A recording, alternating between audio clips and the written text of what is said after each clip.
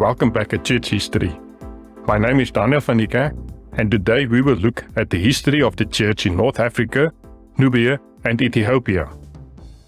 These areas were important in the growth of Christianity and were home to many church fathers. However, these areas are no longer as densely populated with Christians as they once were.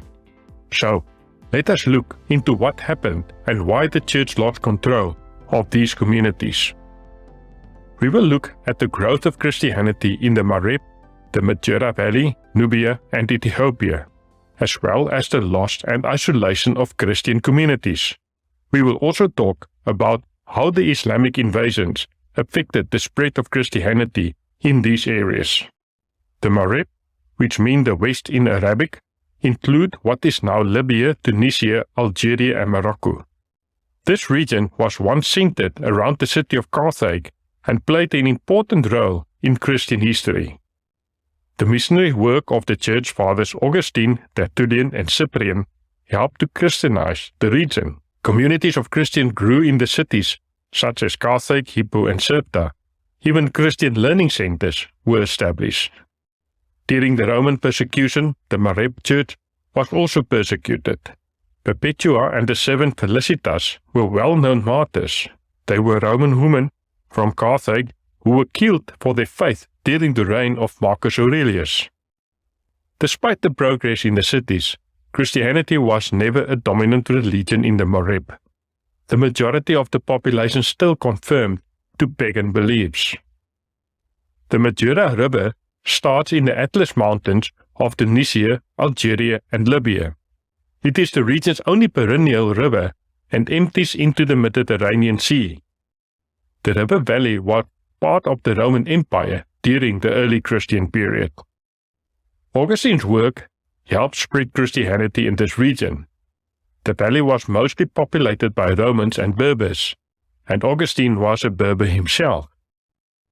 Christianity did not establish large communities in this region, despite the effort of the church fathers. As part of the Maghreb, the majority of the people still held traditional pagan beliefs. Augustine of Hippo was a pivotal figure in the history of Christianity. In the 4th and 5th century AD, he was a bishop, theologian and philosopher. His writings and teachings had a significant impact on the evolution of Western Christianity. In the year 354 AD, Augustine was born in the city of Tagaste, which is now in Algeria. His father was a pagan, and his mother Monica was a Christian. As a young man, Augustine was heavily influenced by the Manichaean religion. However, after reading the writings of Ambrose, he changed his mind about Christianity. Augustine studied grammar, rhetoric, and philosophy as part of a traditional education. He taught rhetoric in 3 places, Carthage, Rome, and Milan. In Milan, he met Ambrose, the bishop whose teachings and sermon had a big impact on him. Augustine turned to Christianity in 387 AD and was baptized by Ambrose. He returned to Tagaste, where he sold his belongings and distributed the earnings to the needy.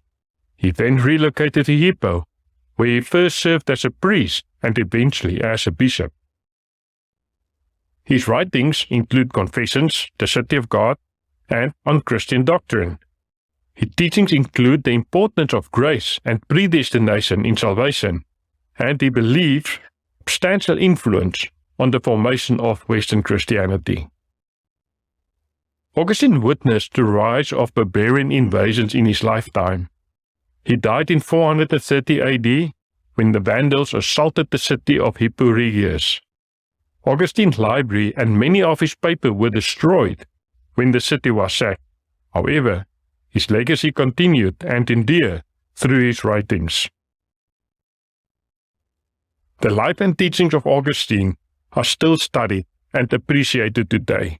He is acknowledged as one of the most influential figures in the history of Christianity, and his work continues to be required reading for everyone interested in the history of the faith.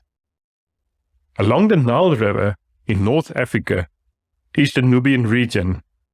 It was the birthplace of the ancient Nubian kingdom, the Kingdom of Kush. which flourished along the Nile River in what is now Sudan and Egypt. The Kingdom of Kush was a mighty civilization renowned for its iron-working technology, which produced high-quality weapons and equipment.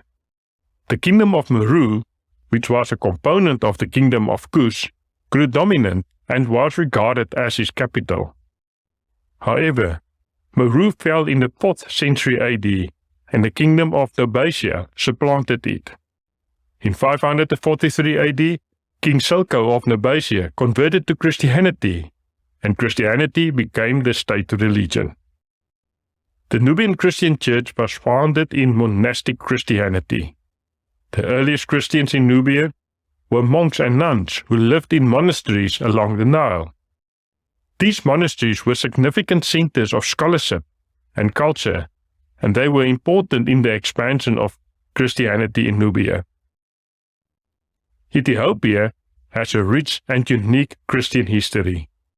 According to legend, Judaism has already reached Ethiopia prior to the Christian period. In 1 Kings chapter 10, the Queen of Sheba visited King Solomon to test his wisdom. His wisdom so impressed her that she converted to Judaism. When she returned to the kingdom of Aksum, modern-day Ethiopia and Yemen, she brought with her not only Judaism, but also Solomon's son, Menelik I. According to legend, the apostle Matthew, who traveled there, brought Christianity to Ethiopia, or the kingdom of Aksum. Acts 8 mentioned the Ethiopian eunuch, who converted to Christianity and may be the reason for Matthew's journey. Matthew established the Ethiopian church and is considered as the patron saint of Ethiopia. Therefore, the Ethiopian Orthodox Church claims that it is one of the oldest Christian denominations in the world. Another theory says that 2 monks, Fermentius and Adicius, brought Christianity to Ethiopia through their travels around the year 350 AD. They were on their way to India when their ship ran aground on the coast of Ethiopia. A local chieftain took them in. They taught the chieftain about Christianity, who was then impressed by how much they knew and how wise they were. In the end, the chieftain and his court became Christians, and Frumentius was made the country's first bishop. It is important to note that the factual context of the account of Frumentius and Adicius is debatable, but it is generally believed that Christianity exists in Ethiopia by the 4th century AD. Today, the Ethiopian Orthodox Church continued to play a significant part in Ethiopia's spiritual and cultural life. North Africa has a rich and complex history, which has been influenced by the migration of various peoples and religions. The Islamic invasion was one of the most significant events in North Africa's history. In 639 AD, the Islamic armies conquered Egypt and then moved westwards. In 647 AD, they invaded the Maghreb and moved into the Medjera Valley. The indigenous population of North Africa, the Berbers, converted in huge numbers to Islam and played an important role in the Islamic invasion. By the 8th century, the majority of North Africa had joined the Islamic Caliphate. The Islamic conquerors introduced a new religion, culture, and a way of life, which had a significant impact on this region. Many Christian communities in North Africa were compelled to convert to Islam or flee to other Christian regions. The Islamic conquest of Nubia began in the 7th century AD, when they conquered the kingdom of Makuria in Lower Nubia. During the early years of Islam, Nubia played a significant role in trans-Saharan trade, which aided the spread of Islam among the Nubian people. The Islamic conquest of Nubia caused the decline of the kingdom, as well as the decline of the Christian church. Many Nubians embraced Islam, and Islamic culture grew to dominate the region. Nevertheless, certain Christian groups in Nubia managed to survive and continue their religious tradition, although often in a limited fashion. there are still Coptic Christians in Nubia and Sudan who have managed to preserve their culture and religion despite centuries of Islamic domination, proving that the Islamic invasion of Nubia did not completely destroy Christianity in the region. Ethiopia was able to repel Islamic invaders and keep its Christian culture intact as a result of their successful resistance.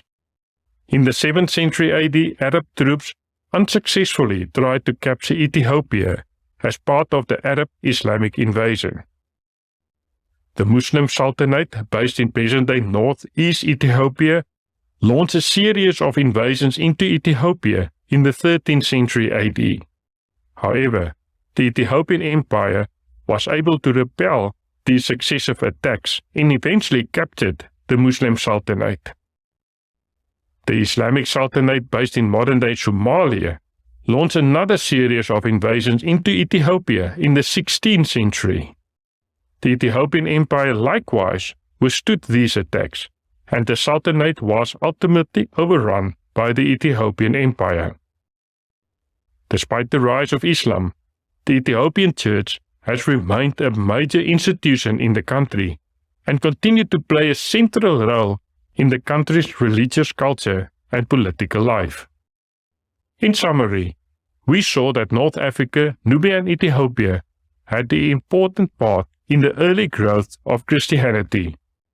Through the missionary work of the Church Fathers such as Augustine, Tertullian and Cyprian, the region was Christianized.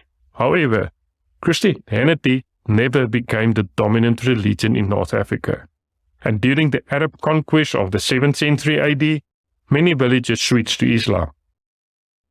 Despite this, some Christian communities were able to survive and continue their religious practices, such as the Coptic Christians in Nubia and Sudan, who have managed to preserve their culture and religion despite centuries of Islamic rule. In the case of Ethiopia, the Ethiopian Church has remained an important institution and continued to play a central role in the religious, cultural and political life of the society today. This brings us to the end of the history of Christianity in North Africa, Nubia and Ethiopia. Thank you for your time and enjoy your day.